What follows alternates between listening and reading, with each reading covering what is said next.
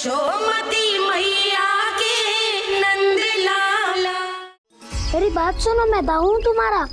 वो जो भी था था तो गोवंश से ही ना। तुमसे उसकी हत्या हुई है और तुम्हें इसका प्रायश्चित करना ही चाहिए। पर कैसे करूं? मैं तो चलते चलते थक गया। इतने कंकर पत्थर सूख रहे हो या? वैसे तो मैं चलते चलते एक बार मथुरा पहुंच गया था, पर आज ये धूप के कारण पत्थर अभी तक तप रहे हैं। मेरे तो पाँव ही जल गए। सच्ची, यहाँ से निकलूं तो गंगा नहा लूं। गारो सब पोपिया भी यही कहती है काना।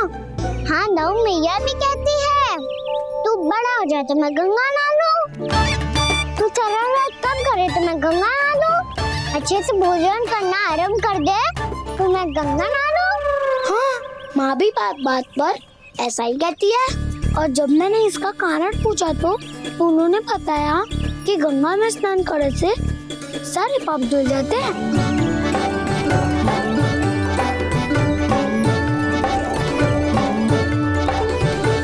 सुनो गोपालक सुनो, ये सूखा सूखा मार्ग छोड़ो, यमुना जी के किनारे किनारे होके चलते हैं, बहुत आनंद आएगा। कान्हा, मैं गंगा की बात कर रहा था, यमुना की नहीं। दाऊ आप चलिए तो सही।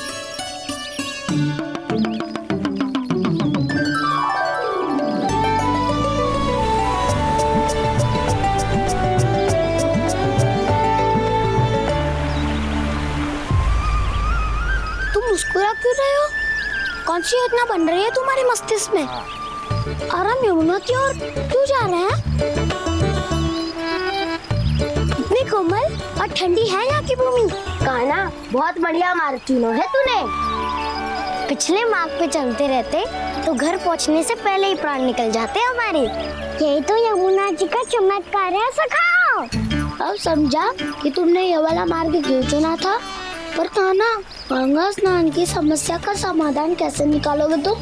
उसमें तो यमुना जी भी सहायता नहीं कर पाएंगी। क्या पता कर ही दे।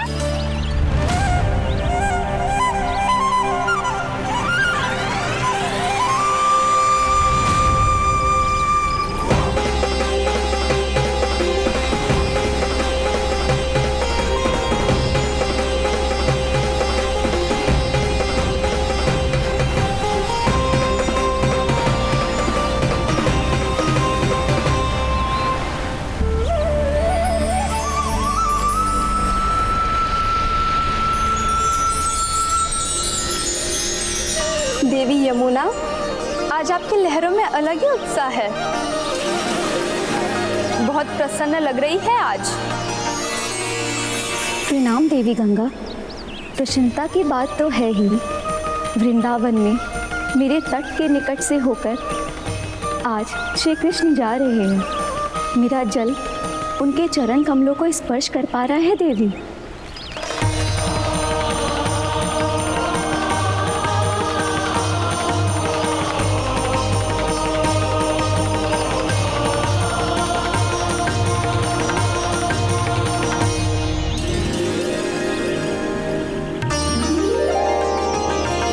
बस यही सोच सोचकर मेरा एक एक मूल हर्षित हो रहा है देवी।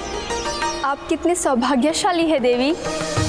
प्रभु विष्णु के अवतार श्री कृष्ण के चरण कमलों का स्पर्श, उनका वंदन कर सकती है आप, उनकी लीलाएं देख सकती है, नित्य ही उनके दर्शनों का पुण्य प्रताप प्राप्त कर सकती है। किसी तरह आपके जैसा सौभाग्य मुझे मिल पाता तो धन्य हो जाती मैं।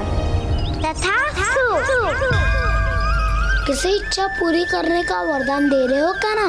चिंता मत करो दाऊ, अब गंगा जी वृंदावन पधारने वाली है। पर ये कैसे संभव है? यदि श्री कृष्ण चाहे तो सब कुछ संभव है देवी। तो फिर मैं उस क्षण की प्रतीक्षा करूंगी जब प्रभु के दर्शन मुझे भी प्राप्त होंगे। अब हर क्षण मेरे अधरों पर एक ही प्रार्थना होगी कि वो क्षण शीघ्र आए।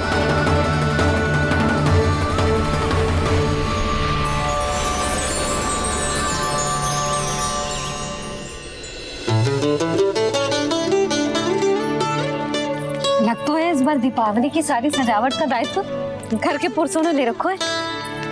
रुको जी, सुनो, आपने तो कान्हा को वचन दिया था ना कि अब हम पीछे पीछे उसके साथ वन में ना जाएंगे, फिर क्यों ले जा रहे हो मुझे? कहीं कान्हा फिर से क्रोधित होगा तो? और आप अपना वचन तोड़ोगे? किसने कही मैं तुम्हें वन ले जा रहा हूँ? स्मरण करो यशोदा, मैंने कही थी कि मैं तुम्हें कान्हा के पास ले जा रहा हूँ। ध्यान से देखो, गोधली बेला है, कान्हा बस आ तो ही होगा। अच्छा, तो जे चतुराई दिखाई है आपने? दिखानी ही पड़ती है यशोदा रानी, जब अपने लल्ला और लल्ला की मैया को दिए हुए वचन का मान रखना हो तो चतुराई तो दिखानी पड़ेगी ना। आओ।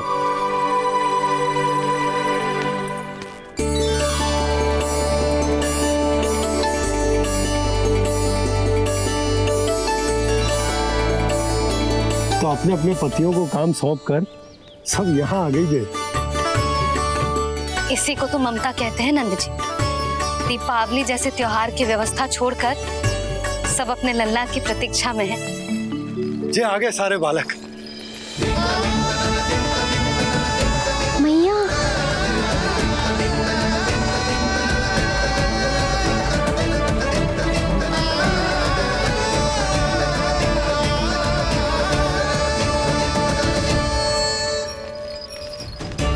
तुम्हारे करने का अर्थ क्या है कान्हा? कि गंगा जी यहाँ चले आएंगी? पर ये तो असंभव है। तुम कोई महादेव शिव तो ना हो तो गंगा जी को वृंदावन में उतार लोगे? पर अलग भी तो नहीं है, मैं और वो, हम दोनों एक ही हैं।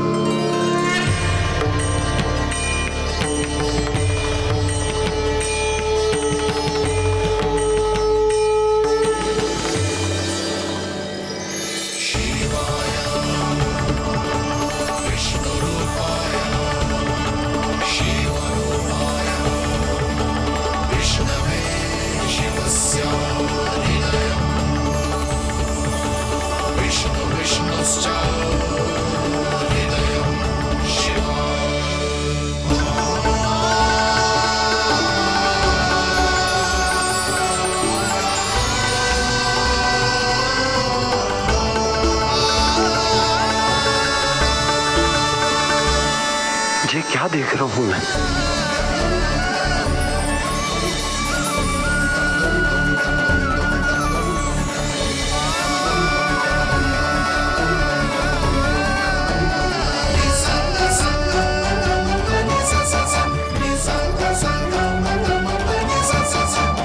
देखो तो, श्री नारायण के जैसे सच धज के गया था और कैसे भभूत में लिपट के भोलेनाथ के जैसे बन के लौटो है।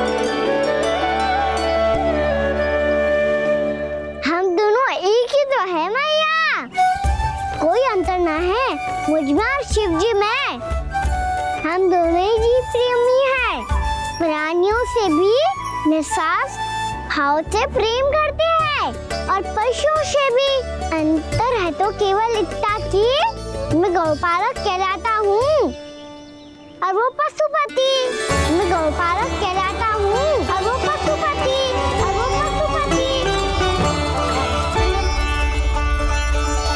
वन में पहला दिन कैसा गया कान्हा? अपने हाथ से माखन बनाकर उज्जवल से भिजवाया था। इसने दिया कि नहीं तुझे? और मैंने शिदामा के हाथ तेरे लिए गुड़ वाला दही भेजा था, तूने खायो कि ना? मैं तो कोई देख ही ना रहा। सच्ची सच्ची बता कान्हा, तेरे दाऊ ने तेरा ध्यान रखा कि ना?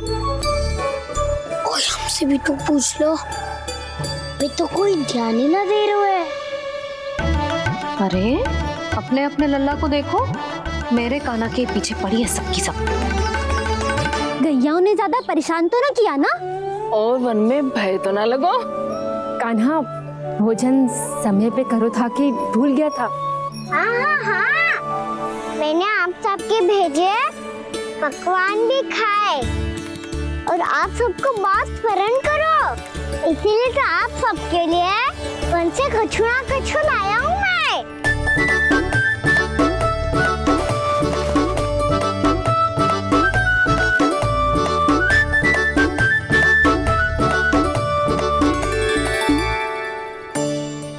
से इसके लिए व्याकुल थी मैं, यहीं खड़ी थी, पर इसके पास तो इतना भी समय ना है अपनी मैया की ओर आंख उठा के भी देख ले।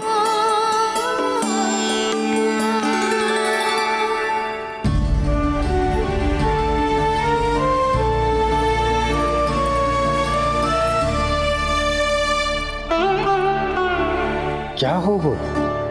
इतनी देर तक इसकी प्रतीक्षा की और अब आयो है तो क्रोधित होकर जा रही है।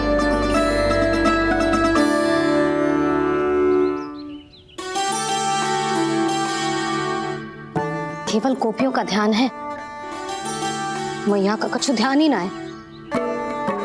बस मैं ही मूर्ख हूं, पूरा दिन इसको स्मरण करती रही, भूखी प्यासी इसकी चिंता करती रही, और जे गोपियों के लिए फूल लायो है और अपनी मैया के लिए कछु न।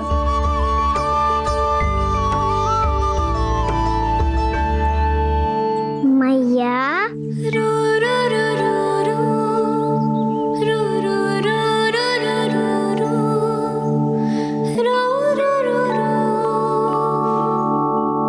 अरे वाह, मेरे स्वागत पे तो पूरा वृंदावन सजा दिया आपने। अधिक प्रसन्न होने की आवश्यकता ना है। वृंदावन तेरे लौटने की प्रसन्नता में ना, राम जी के अयोध्या लौटने की प्रसन्नता में सज रहा है। दीपावली है कल।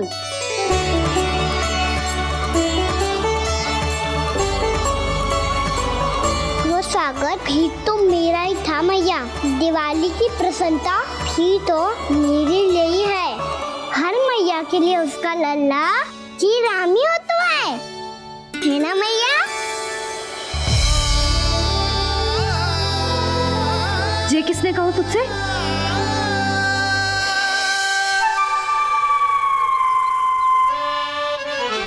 नाना, मैंने कछु ना बोला इसे।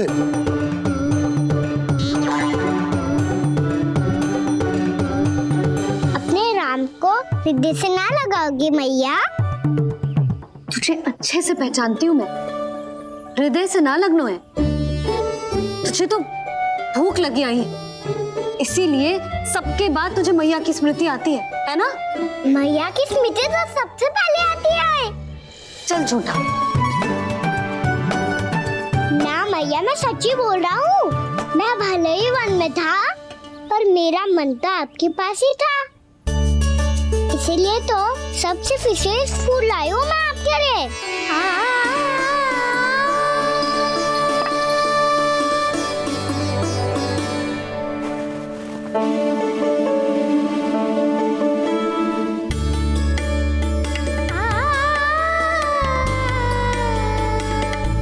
ये मेरे लिए लाया है तू? हाँ,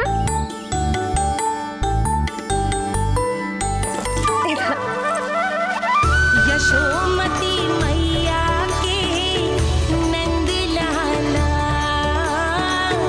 यशोमती मैया के नंद लाला, यशोमती मैया के नंद लाला, नंद लाला। अरे अरे मैया, मेरी धुन तो आप पे लग जाएगी। लग जाने दे। तुझे पता है तुझे हृदय से लगाने के लिए कितना तड़पी हूँ मैं भी तो तड़प रहा था मैया, इसलिए तो आपके लिए कमल का फूल आए हूँ। भूख लगी आई होगी ना तुझे? चल मुंह हाथ धुला देती हूँ, आजा। चल आजा।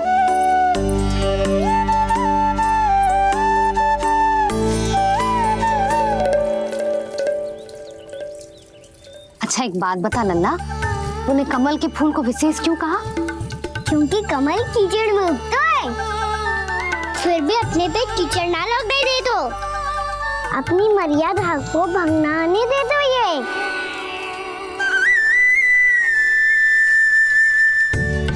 ये देखो मैया, जल इस पे ना ठहर पा तो उसी तो यही सिद्ध होता है ना कि संसार में लिपना तो अनाथ तक बना रहता है।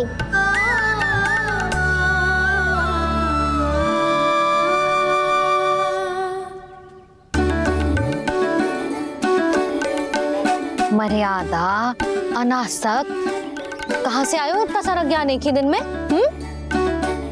और जे कमल का फूल मुझे देकर क्या जताना चाहते है? इसके जैसे मैं भी अनासक्त बन जाऊं?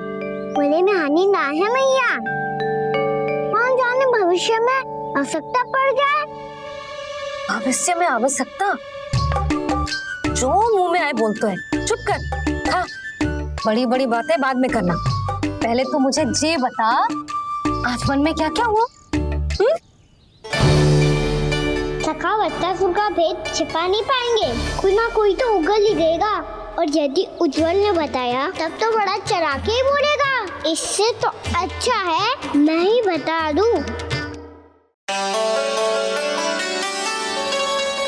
पता है मैया, हम सब गैयाओं की रक्षा वैसे ही कर रहे थे, पर से सृष्टि की रक्षा अष्ट दिक्पाल करती है।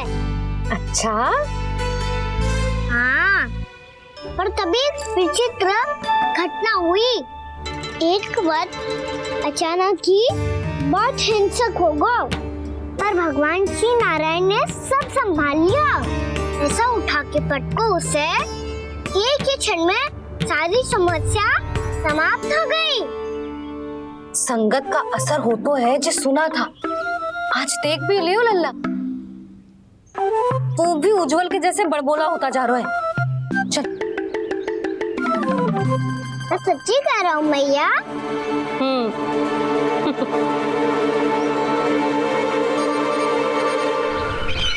हम सभी गुप्तचरों ने अपनी आंखों से देखा है महाराज, एक ही बार में वत्सासुर के प्राण चले गए।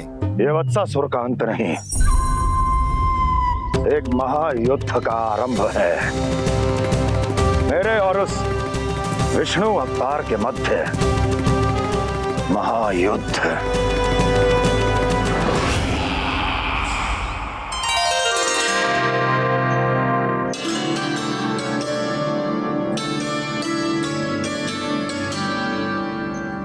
फिर जैसे ही उस वक्त को हिंसा करते देखो, नारायण ने ठान लियो किसी गोपालक को कोई हानि न पहुंचाने दूंगा। फिर उन्होंने उसे चुनौती दी। अब बस कर लल्ला, जब से आयो है ना तब से कई बार सुना चुका है। मैं रंगोली समाप्त कर लूं, फिर लक्ष्मी जी की पगचिन बनाने में मेरी सहायता करियो।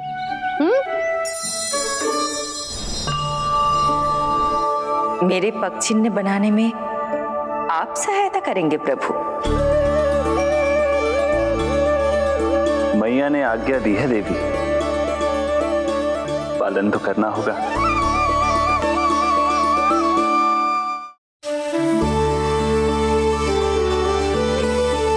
अभी पगचिन क्यों बना रहे हो मैया? लक्ष्मी जी तो अभी आई ना है। दीपावली के दिन वो आए, इसीलिए तो उनके स्वागत के लिए जो पगचिन बनाया जाता है लल्ला। पर दिवाली के दिन तो राम जी आए थे, तो फिर हम लक्ष्मी जी के पगचिन क्यों बनाते हैं मैया? तो राम जी के साथ वनवास से कौन लौटा था? लक्ष्मण जी और सीता जी। और सीता जी कौन है? कोई तो लक्ष्मी जी है लल्ला। जब राम जी अयोध्या लौटे तो वे अपने साथ श्री अर्थात सुख, समृद्धि और संपन्नता लेकर आए। जे पगचिन लक्ष्मी जी के रूप में उसी का प्रतीक है कान्हा। समझ आई?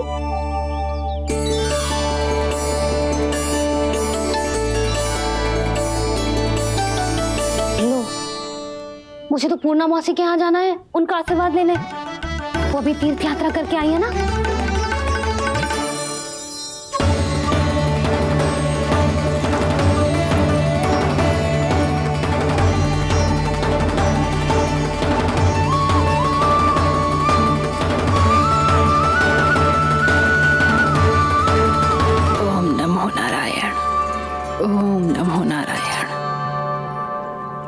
सबको बुला तो लियो है मैंने, पर मैं प्रवचन में का सुनाऊंगी, कछु समझ ही ना आ रहा है। दीपावली तो कल है दादी, पर आप आज ही क्यों सजा रहे हो? क्योंकि मेरे राम तो आज ही आएंगे मेरे आश्रम में।